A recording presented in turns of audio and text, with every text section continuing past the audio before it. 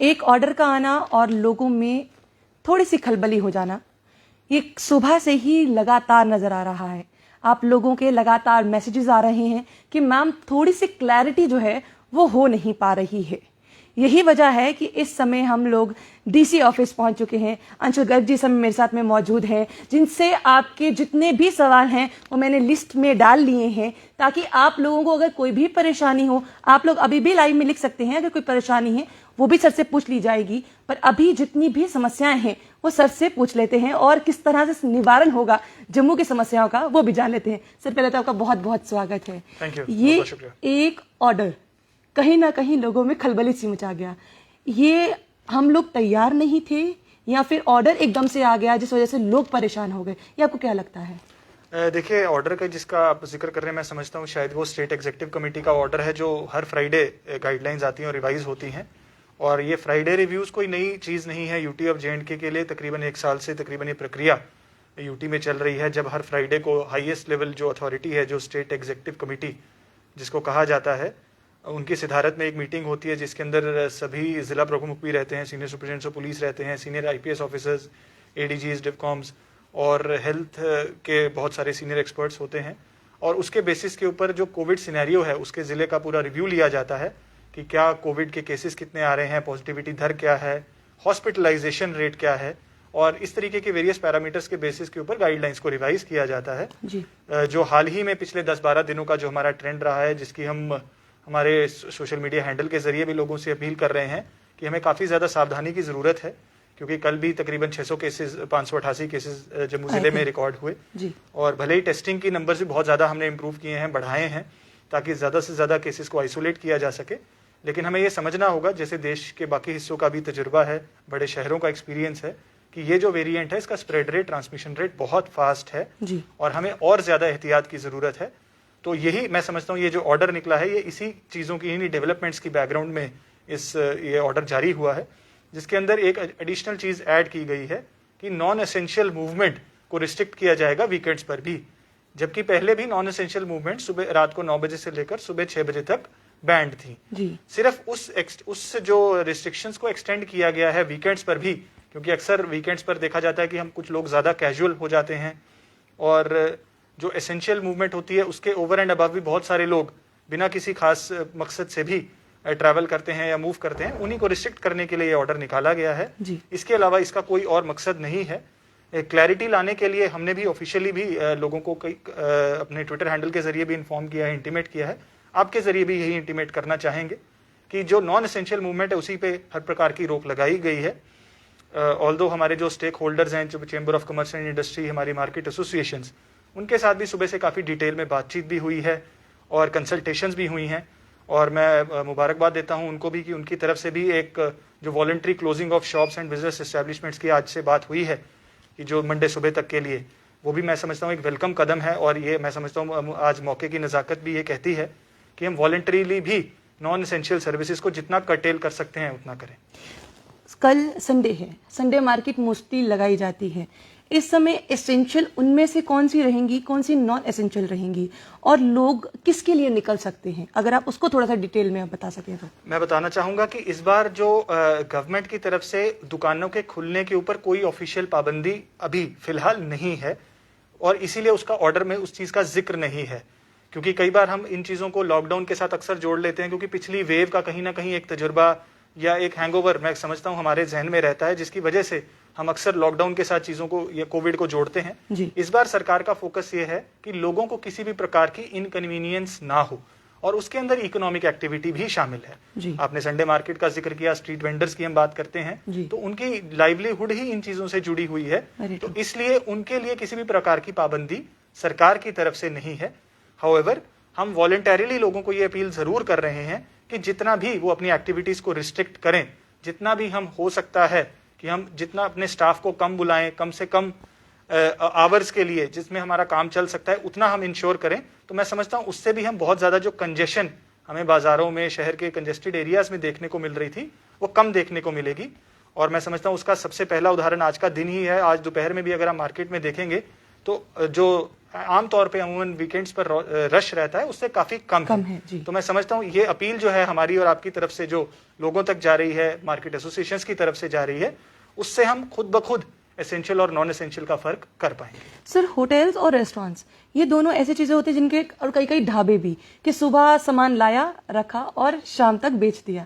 अब इस चीज को किस तरीके से ध्यान रखा जा रहा है? उनको एसेंशियल में डाला जा रहा है, नॉन एसेंशियल में डाला जा रहा है? क्या रेस्टोरेंट्स खुल सकते हैं या नहीं खुल सकते, उनके लिए क्या है? देखिए, चेंबर ने भी अभी हाल ही में एक ट्वीट डाला है जिसके अंदर उन्होंने इस चीज का जिक्र किया है और हमारी कंसल्टेशन के साथ ये बातचीत हुई थी कि जो ग्रोसरीज हैं, हमारे ड्रग्स हैं, मेडिसिन हैं जी, हमारे बहुत सारे ईटेबल्स, जैसे आपने बाहर ढाबाज हैं, जो बहुत सारे टूरिस्ट भी हैं जो शहर में जो डिपेंडेंट हैं इस तरह की सर्विसेज पर, बिल्कुल। हमारे रेस्टोरेंट्स, उनको भी होम डिलीवरीज के लिए हम मोटिवेट कर रहे हैं कि वो होम डिलीवरीज पे शिफ्ट करें, जैसा वेव 2 में भी और वेव 1 में भी बहुत सारे हमारे रेस्टोरेंट्स ने किया था, जिससे लोगों को भी सहूलत रहती है और रेस्टोरेंट्स का भी जो डेली एक्टिविटीज है वो डिस्टर्ब नहीं होती हैं। तो मैं समझता हूँ यही सारी जो सर्विसेज हैं ये बेसिकली एसेंशियल हैं, जो हमने एक्सपीरियंस से सीखा है। उसके अलावा MHA के भी जो एसेंशियल सर्विसेज की लिस्ट, काफी डिटेल्ड लिस्ट जो गवर्नमेंट ऑफ इंडिया ने निकाली हुई है, वो काफी क्लैरिटी है उसके अंदर कि कौन सी सर्विसेज को हम एसेंशियल कैटेगराइज करते हैं। और मैं समझता हूं कि जो लोग डेली इन चीजों से डील कर रहे हैं और काफी देर से इनफैक्ट हम इन इकोनॉमिक एक्टिविटीज और इन रिस्ट्रिक्शन से डील कर रहे हैं, तो मैं समझता हूं कि एक जो क्लैरिटी जिस लेवल की होनी चाहिए उस लेवल की क्लैरिटी लोगों में है। लेकिन अगर फिर भी कोई स्पेसिफिक क्वेरीज लोगों की आएंगी, डेफिनेटली हम उनको एड्रेस पिछली करेंगे। बार भी ये थोड़ा सा कंफ्यूजन रहा था वेव 2 में भी, अगर बात की जाए तो कुछ जो रेस्टोरेंट्स थे वो यहाँ के तो बंद थे, बट जो मेन हाईवेज के थे उनको बंद नहीं किया गया था कि लोग वहां से गुजरते हैं। क्या इस बार भी ऐसा ध्यान रखा गया है? डेफिनेटली हाईवेज के ऊपर खास फोकस हमेशा हमारा रहता है, बिकॉज हमारे ट्रांसपोर्टर्स दिन रात ट्रैवल करते हैं, बहुत सारी गुड्स एंड सर्विसेज हमारी जम्मू से कश्मीर या कश्मीर से जम्मू आ रही होती हैं, तो हाईवे के ऊपर कोई रिस्ट्रिक्शंस नहीं है। इसी तरीके से जो हमारे कम्यूटर्स या सैलानी हाईवे को इस्तेमाल कर रहे हैं, उनको भी कहीं खाने की या किस तरह की कोई दिक्कत ना आए, सर्विस स्टेशन की दिक्कत ना आए, तो वहां पर किसी प्रकार की कोई भी रोक टोक नहीं है। सिमिलरली रेलवे स्टेशन और एयरपोर्ट के ऊपर भी आने की या जाने की किसी को भी किसी प्रकार की रोक टोक नहीं है। हाउएवर टेस्टिंग के ऊपर हमारा खास ध्यान है कि जो भी लोग डबली वैक्सीनेटेड नहीं है और बाहर से लौट कर आ रहे हैं, वो अपने आप को टेस्ट जरूर करवाएं और हमारी कोशिश है कि उनको जल्द से जल्द आइसोलेशन में भेजा जाए और डिस्ट्रिक्ट कंट्रोल रूम के जरिए उनकी मॉनिटरिंग भी की जाए। रेलवेज की अगर बात करें और बस स्टैंड की बात करें, जिस तरह से फिर टूरिस्ट की बात आती है, क्योंकि हम लोग टूरिस्ट पे ही डिपेंड करते हैं, तो वो लोग जो यहाँ पे आएंगे, क्योंकि कई बार देखा गया है और लोग भी पूछ रहे हैं कि मैम टाइमिंग का अगर आप बता सके कि, क्योंकि रात को वहां पर मोस्टली दुकानें खुली होती हैं, अब उस तरीके को किस तरह से देखा जा रहा है आपके अनुसार कि रात को 11 बजे तक दुकानें खुली रहें बस स्टैंड और रेलवे स्टेशन में, या उनको भी अब टाइमिंग कम करना होगा? देखिए, अभी जो फिलहाल टाइमिंग की बात है, तो रात का टाइमिंग जो 9 बजे का है वो 9 बजे का ही रिस्ट्रिक्शंस का जो ऑर्डर है वो निकला हुआ रेलवे है, स्टेशन और बस में हर जगह के लिए निकला हुआ है। जी। हाउएवर टूरिस्ट के लिहाज को देखते हुए कि किस तरीके से उनको फैसिलिटेट किया जाए, अगर कोई लोकल लेवल पर फैसिलिटेशन देनी है, वो हमारे जो लोकल मजिस्ट्रेट्स हैं in consultation with the local stakeholders वो रिलैक्सेशन उनको दे रहे हैं। बिकॉज ये जो जगह है, ये जो सिनेरियो, ये हर जगह के लिए यूनिफॉर्म एक डिसीजन हम नहीं ले सकते हैं सेंट्रली, तो ये फ्लेक्सिबिलिटी हमने अपने फील्ड ऑफिसर्स को दी है। जब तक आई थिंक हम गैदरिंग्स के ऊपर कर्टेल कर सकते हैं और SOPs का पालन करें, चाहे वो ढाबे वाले ही क्यों ना है, चाहे हमारे दूसरे एसेंशियल शॉपकीपर्स क्यों ना है, कि चाहे वो मास्क की बात हो, दुकान में सोशल डिस्टेंसिंग की बात हो, अगर हम उन चीजों का ख्याल रखेंगे तो मैं समझता हूँ कि इकोनॉमिक एक्टिविटीज साथ साथ चल सकती है। इस बार इम्पोज नहीं होगा, जैसे पिछली बार डंडा लेके पीछे पीछे पड़े थे, वैसा कुछ इस बार नहीं होने वाला है। लेकिन अगर हम कोविड अप्रोप्रिएट बिहेवियर का पालन नहीं करेंगे तो इन्फोर्समेंट जरूर होगी और सख्ती भी होगी, चाहे वो मास्क की बात हम करें, चाहे सोशल डिस्टेंसिंग की बात करें, 25 की गैदरिंग की जो सीलिंग है उसकी बात करें जी। तो उनके ऊपर अगर किसी भी तरह की कोताही कहीं भी होगी तो उसके लिए हमें स्ट्रिक्टली एनफोर्स भी करना होगा। यानी कि अगर कल कोई ढाबा खुल जाए, एक सिंपल आम लेमैन की लैंग्वेज में बोलूं कि अगर कल कोई ढाबा खुल जाता है या कोई रेस्टोरेंट खुलता है, तो मतलब उन पर कोई FIR लॉन्च नहीं होगी या कोई चालान उनका नहीं होगा? बिल्कुल बिल्कुल सही कहा आपने, इस तरीके का कोई पाबंदी नहीं। सर, एक सबसे बड़ा सवाल, लगातार ना एक विकास जी हैं जो कोविड से ग्रसित हैं और वो लगातार ये बात कह रहे हैं कि मैम हमारे पास डॉक्टर की टीम ना तो हमसे संपर्क कर पाती है और ना ही हमारी बात को सुन पाती है। उनके लिए आने वाले समय में, क्योंकि कोविड में इस समय होम आइसोलेशन पे ज्यादा ध्यान दिया जा रहा है, उनके लिए क्या कुछ किया जा रहा है? देखिए, डिस्ट्रिक्ट जम्मू की तरफ से एक डिस्ट्रिक्ट कोविड हेल्पलाइन नंबर्स हमारे सोशल मीडिया हैंडल्स पर भी हैं और न्यूज़पेपर के जरिए भी, प्रिंट एंड इलेक्ट्रॉनिक मीडिया के जरिए लोगों तक पहुंचाए गए हैं। तो मैं आपके जरिए भी यही अपील करना चाहूंगा कि जो हमारे टोल फ्री हेल्पलाइन नंबर्स हैं 2571616 एंड 2571912, उसके ऊपर 24 घंटे कभी भी कॉल कर सकते हैं किसी भी तरह की मदद के लिए, सलाह के लिए, हेल्प के लिए। और हमारी जो इमरजेंसी हेल्पलाइन नंबर्स एम्बुलेंस के लिए हैं 108, जो NHM की तरफ से चल रहा है वो भी अवेलेबल है। अगर किसी को खुदा ना खास्ता एम्बुलेंस की जरूरत पड़ती है अस्पताल पहुंचने के लिए, वो भी चल रहा है। और तकरीबन 200 से 250 कॉल्स डेली हमारे डिस्ट्रिक्ट कंट्रोल रूम हैंडल कर रहा है इसी तरीके की असिस्टेंस के लिए। उसके अलावा कोई 3000 हमारे होम आइसोलेशन में जो पेशेंट्स हैं उनको भी हमारे डिस्ट्रिक्ट कंट्रोल रूम से कॉल जा रहा है मॉनिटर करने के लिए उनकी हेल्थ को और उनको एडवाइस करने के लिए।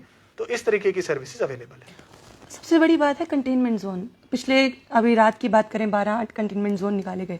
टेस्टिंग उनकी किस तरीके से की जा रही है, प्लस और जहां जहां पर लोगों ने अपनी टेस्टिंग करवानी है, कुछ भी सिम्टम्स उनको नजर आते हैं, क्योंकि सीधा अब ध्यान में है गवर्नमेंट मेडिकल कॉलेज चले जाइए, किसी हॉस्पिटल में चले जाइए, क्या आने वाले समय में प्रशासन की तरफ से अलग अलग जगहों पर टेस्टिंग सेंटर्स खुलने वाले हैं या क्या होने वाला है? देखिए, टेस्टिंग की बात करूंगा तो 52 टीम्स जिले में काम कर रही हैं सिर्फ और सिर्फ टेस्टिंग पर, जिसके अंदर 35 टीम्स हमारे शहर के एरिया में, बिकॉज ज्यादा 90% से ज्यादा केसेस जम्मू सिटी एरिया के हैं और बाकी रूरल एरियाज में है।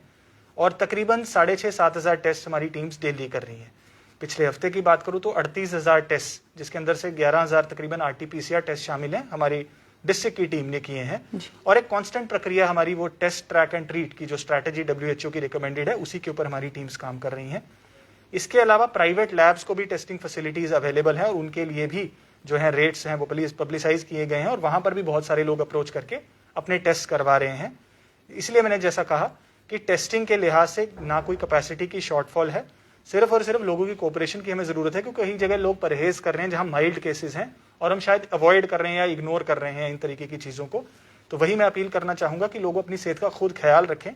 अगर होम आइसोलेशन में अपना ख्याल रख सकते हैं बहुत अच्छी बात है, लेकिन अगर कहीं आपको डॉक्टर की या टेस्ट की जरूरत पड़ती है तो हमारे कंट्रोल रूम्स में जरूर संपर्क करें ताकि आपको वो सुविधा प्रोवाइड की जा सके। एक सर सबसे बड़ा सवाल या निशान ये है कि JK-SSB के पेपर्स अभी भी हो रहे हैं, उनमें से कुछ लोग ये कमेंट करते हैं कि क्या मैम वो भी पोस्टपोन होंगे क्या? अब जो जिस तरह से शुक्रवार को मीटिंग होती है, उस शुक्रवार की मीटिंग में इस चीज को भी रखा जाएगा कि जो पेपर्स हो रहे हैं उनको पोस्टपोन कर दिया जाए या किस तरीके से आगे देखा जाएगा? देखिए, JK-SSB एक इंडिपेंडेंट ऑटोनोमस बॉडी है, वो अपने हिसाब से कॉल लेंगे। आई एम श्योर जो कोविड की सिनेरियो है उसकी भी ऊपर एक क्लोज वॉच JK-SSB ने भी रखी हुई है और हमारी कॉम्पिटेंट अथॉरिटी ने भी रखी हुई है।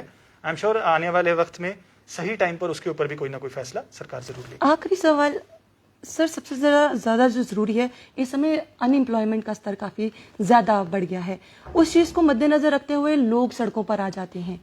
क्या अब जो प्रोटेस्ट कर रहे हैं या जो करेंगे उन पर भी कार्रवाई हो सकती है या उनको किस तरह से टैकल किया जा सकता है, क्योंकि परेशानी उनकी भी जेन्युइन है और आपकी जो बोला जाएगा वो भी जेन्युइन है, उनको किस तरह से टैकल किया जाएगा? देखिए, प्रोटेस्ट की जहां तक मैं बात करूं तो प्रोटेस्ट का हक एक डेमोक्रेटिक सेटअप में सभी को है और हर एक को अपनी बात रखने का हक है, लेकिन पब्लिक हेल्थ इमरजेंसी का भी ख्याल रखना बहुत ज्यादा जरूरी है। और अगर आज की हम बात करें कि अगर कोई गैदरिंग्स हैं रिस्ट्रिक्शंस के ऊपर, तो हर तरीके की गैदरिंग्स के ऊपर वो लागू हैं। तो मैं यही अपील उनसे करना चाहूंगा कि अपनी बात रखने के बहुत सारे तरीके हैं। वो कंसर्न्ड ऑफिस में जाके अपनी बात कह सकते हैं, मेल के जरिए अपनी बात कह सकते हैं, कोई वर्चुअल मीटिंग भी करना चाहें आपस में कोई सहमति बनाने के लिए या मुद्दों को फाइन ट्यून करने के लिए वो भी कर सकते हैं। लेकिन लोगों की जो पब्लिक हेल्थ है उसको वो सर्वोपरि रखें। सबसे बड़ी चीज मैं समझता हूँ आज के डेट में पब्लिक हेल्थ है। तो जो भी हमारे ऐसे लोग हैं जिनको किसी भी तरीके से कोई परेशानी भी है, वो इस बात का खास ख्याल रखें कि इकट्ठे होने से या इस तरीके की गैदरिंग होने से जो कोविड SOPs को वायलेट करे उससे उनकी भी सेहत को खतरा है और हम में से जो लोग कोमॉर्बिड हैं उनकी भी सेहत को खतरा है। तो मैं समझता हूँ इन सब चीज़ों का अगर हम खुद से ख्याल रखें, जैसा कम्युनिटी में पिछली 2 वेव्स में रखा है, तो मैं समझता हूँ बहुत जल्द हम इस समस्या से बाहर आ सकते हैं। आखिरी में चलते चलते आपसे एक संदेश भी लेंगे और साथ में एक सवाल भी मैं रख रही हूँ कि मेडिकल जो किट पिछली बार आपने दी थी, इस बार अभी तक कितने होम आइसोलेशन में जितने लोग हैं उनको ये किट पहुंचा दी गई है? देखिए, कोविड किट्स की मैं बात करूँ तो तकरीबन 10,000 जो हैं COVID care kits district administration की तरफ से डिस्ट्रीब्यूट की जा चुकी हैं। हाउएवर इस बार एक खास ख्याल रखा जा रहा है कि जो माइल्ड और एसिम्प्टोमेटिक केसेस है, बहुत सारे केसेस बिना मेडिकेशन के भी जल्द से जल्द रिकवर हो रहे हैं। तो उसके लिए वो डॉक्टर की सलाह के ऊपर ही उस मेडिसिन को या जो इस तरीके के कुछ एंटीबायोटिक्स हैं या कुछ ऐसी मेडिसिन हैं उनको उनकी प्रिस्क्रिप्शन के बिना ना लिया जाए, इसकी मैं अपील आपके जरिए करना चाहूंगा। इसीलिए जो टेली कंसल्टेशन है, जो NHM के जरिए भी टेली कंसल्टेशन की सर्विसेज प्रोवाइड की जा रही हैं, जो लोग 104 पे कॉल करके वो ले सकते हैं। उसके अलावा हमारे कंट्रोल रूम के जरिए भी वो टेली कंसल्टेशन ले सकते हैं, ताकि उसके बाद ही उस तरीके की दवाइयों का वो लोग इस्तेमाल करें। हाउएवर जो इम्यूनिटी बूस्टर ड्रग्स हैं, जो हमारे आयुष डिपार्टमेंट की तरफ से भी दी जा चुकी हैं, और उसके अलावा भी जो रूटीन हेल्थ केयर प्रैक्टिसेस हैं, चाहे हाथ धोने की बात हो या स्टीम या गार्गल्स की बात हो, उन चीज़ों के ऊपर मैं समझता हूँ लोग ज़्यादा डिपेंड करें, तो मैं समझता हूँ माइल्ड केसेस के अंदर उनको टैकल किया जा सकता है। बहुत बहुत शुक्रिया सर हमारे साथ जुड़ने के लिए। बहुत थैंक यू सो मच। अब आप लोगों के दिमाग में जितनी भी मुझे लगता है कन्फ्यूजन्स थी वो सभी कन्फ्यूजन्स दूर हो चुकी होंगी। अगर आप लोग कोई भी अपनी मर्जी से दुकान बंद रखना चाहते हैं तो बहुत बढ़िया, ये चीज कहीं ना कहीं एडमिनिस्ट्रेशन के लिए भी और आपकी सेहत के लिए भी ठीक होगा, पर आप पर कोई फोर्स नहीं कर सकता। इस बात को लेकर सर ने बिल्कुल क्लियर कर दिया है। पर हाँ, जिस तरह से ये बात की गई है कि डबल डोज होनी चाहिए, आरटीपीसीआर टेस्ट अगर आप कहीं जा रहे हैं, आरटीपीसीआर टेस्ट आपका 72 आवर्स के पहले का होना चाहिए। इसके साथ साथ में 25 लोगों की जगह जहां जहां पर कैपेसिटी बोली गई है वो अगर कहीं भी वॉयलेट होती है, इसके साथ अगर आप मास्क नहीं पहनते हैं, वो कहीं पे वॉयलेशन होती है तो उस पर चालान भी होगा और इसके साथ साथ में बुक भी किया जा सकता है। इसके अलावा आपको किसी भी चीज को लेकर ना तो बुक किया जाएगा और ना ही चालान आपका कट सकता है। कहीं ना कहीं अब लोगों के दिमाग में जो कंफ्यूजन था मुझे लगता है जरूर दूर हो गया होगा इस इंटरव्यू के जरिए। आप लोग इसी तरह से बने रहिए जम्मू परिवर्तन के साथ। मुझे और रोहित जी को दीजिए इजाजत। नमस्कार।